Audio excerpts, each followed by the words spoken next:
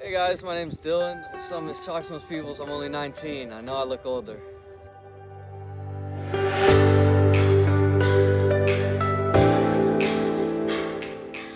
Hey Dylan, how are you?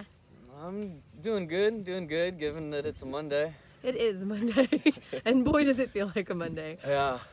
So one question to start off our conversation. What do you think people's first impression of you is? First impression?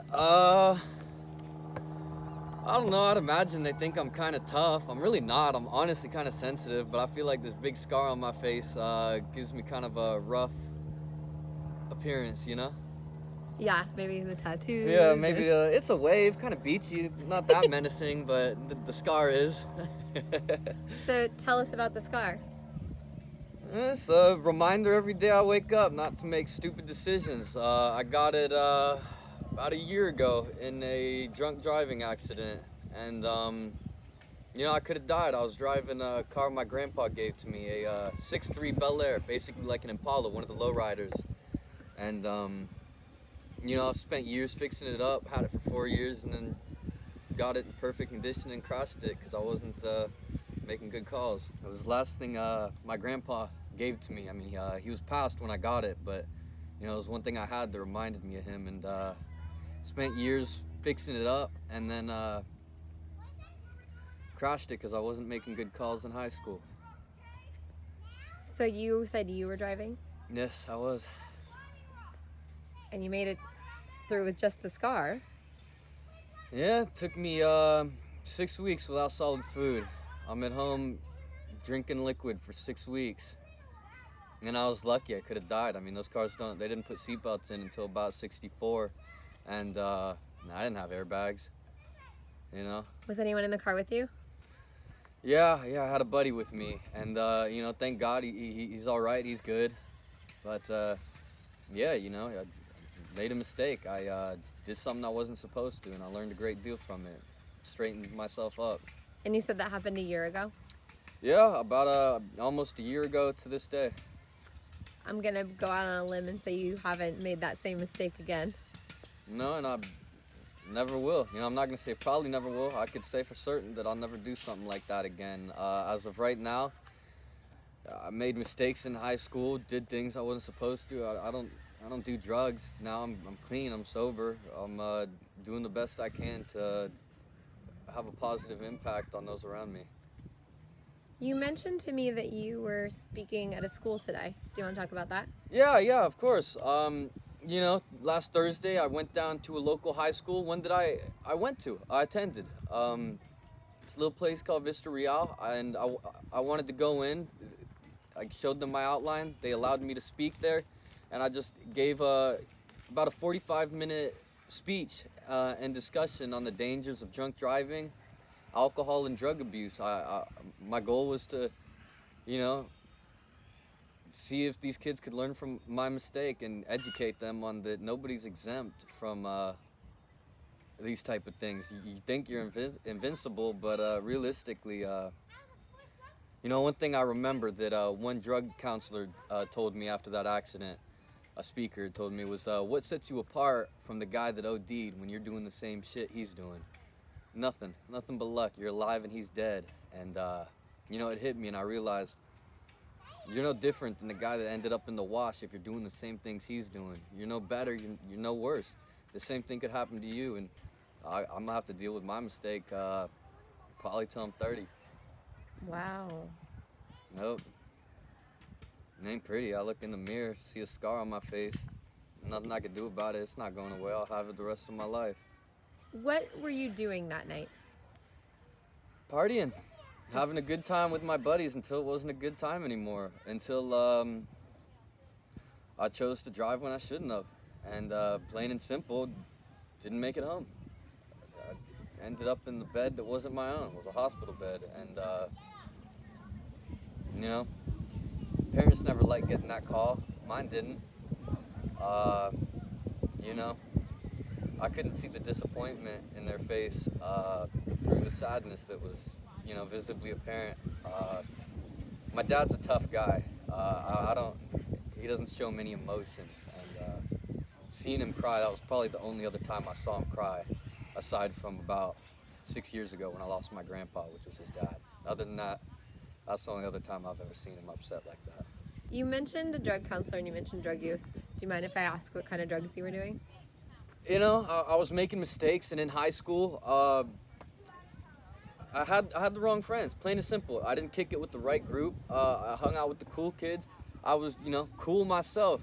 I didn't realize that what cool really was just getting shit done, being responsible, Being sober is cool. I think that now. I respect somebody that can stay sober versus the guy that's unable to say no to something. But what I would typically take was, I smoked a lot of weed, that was the thing I liked. It gave me anxiety. It wasn't even good for me. I didn't even like it. I only did it because everyone else did it. And then I drank a lot. That was a thing for me. I don't drink now, but I drank a lot then. And then I used to pop pills. Xanax was one that I abused. But I realized those things don't help you. You teach yourself it's much better to do things sober.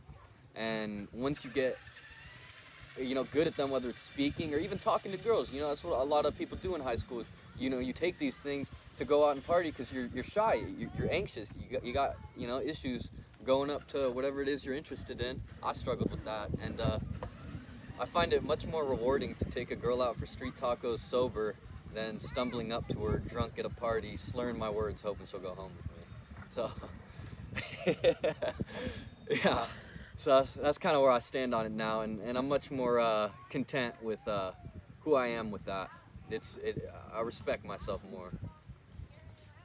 You mentioned talking to the kids at the school. Do you try to do your talks to other people, regardless of age, that might be struggling also? Of course. One of the things that really hit me afterwards was actually the security guard at that school who was there when I was speaking. After I'm done, the teachers come up, say they loved it, but he pulls me aside and tells me, look, man, a lot of what you said up there hit me. You said, and this is a quote I came up with while I was developing my outline for the speech and discussion, was digging the grave because you have a shovel, which is what I explained as allowing one mistake to lead to a plethora of others. You say, whatever, I already goofed up. Might as well keep doing it. And he told me he got a DUI himself, and then he got another one, and he told me it hit him, and that he really felt what I was saying, and that made me feel good. It made me feel like I brought a genuine discussion to the table that anybody could relate to, that it wasn't specific to an age group or gender, anything like that. It was just a real discussion that had truth in it that anyone could learn from, and that's made me feel good about what I did. I was happy to do it. Do you think that you needed this accident to... I thought about that many times. I've gone through it in my head over and over, and one thing I decided is I wish I never had anybody in the car with me. Of course, why would I want anybody else to get hurt? It's not like I went out with the intent to hurt anybody. It's an accident for a reason. But I do think I needed a wake-up call. I didn't get it, As a kid, you don't want to listen to your parents, and if your friends are doing bad things, you're going to do bad things with them, and that's what I was doing. If that didn't happen to me, I don't know where I'd be. The guy that got in that accident isn't me, it's Dylan, but that's not who I am today. I'm a totally different person, and if it wasn't for that accident, I wouldn't be me today, and I like who I am now more than I do who I was back then. And if I didn't get in that accident, it's quite possible I could have OD'd and died or done something else. I wasn't, so to speak, a bad kid. I wasn't, robbing anyone. I wasn't violent. I just had addictions and didn't make good decisions. That was my issue. I wasn't mean, so to speak. I just wasn't an angel. Poor choices. Good. Yeah, poor choices. So, this is probably a question that I would imagine a lot of people watching would want to know too. The self-medicating and the drug use and the alcohol. A lot of people, like I said, self-medicate and use it to not think about things. Or was there something that you were trying I got to... one thing to say to anybody out there that basically gets up to avoid their real issues or to battle their anxiety, whatever. You don't need to get drunk, man. You really don't. I don't drink at all now, but my advice to anybody who's drinking heavily,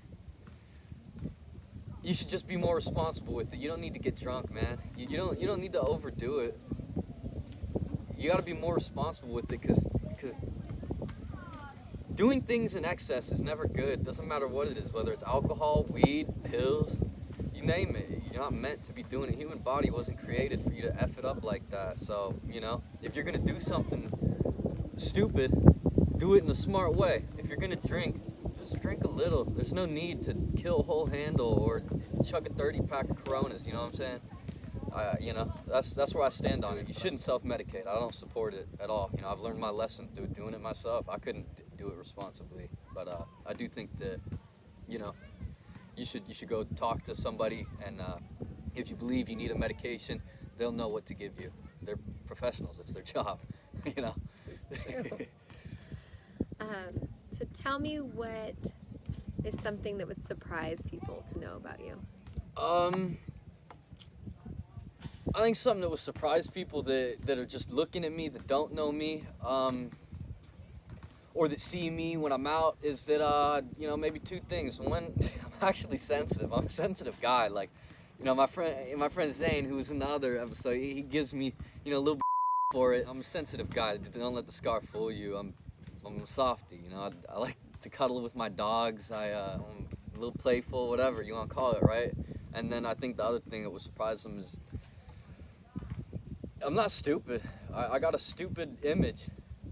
People around the city think I'm dumb. People I went to high school would think I'm dumb, but I'll never forget the time a kid tried to pick on me after the finals because I didn't show up to class often, and I said dumb things, but I remember we finished the final, and you got the little student IDs on the board so that you can't see anybody's name, and it shows the grades from highest to lowest.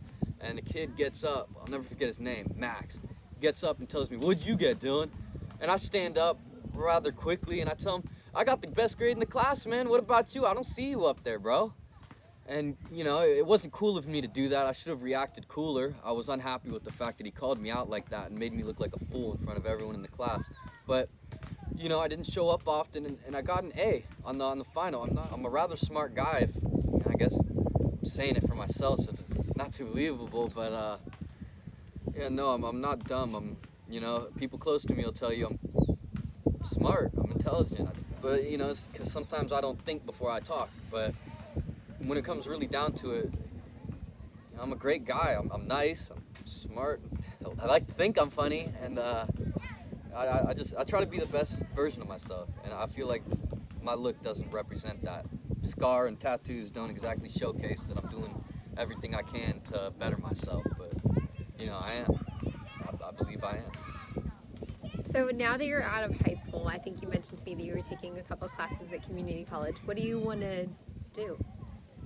It's one of my struggles is because, I wanted to, ironically, be a lawyer or a psychologist, something in that field, and I won't get that opportunity now. I'm still taking those classes, but, with a felony on my record, I threw that opportunity away. I'm, acknowledging the fact that I'm responsible for that decision. I caused that, but I'm not happy that that's the way it is. I wish I could change things. I believe one field I would enjoy going into is business. I like to think I got a great charisma for it, good at talking to people, and then I love music. I love music, so I've always wanted to do music. My buddy Zane's a rapper.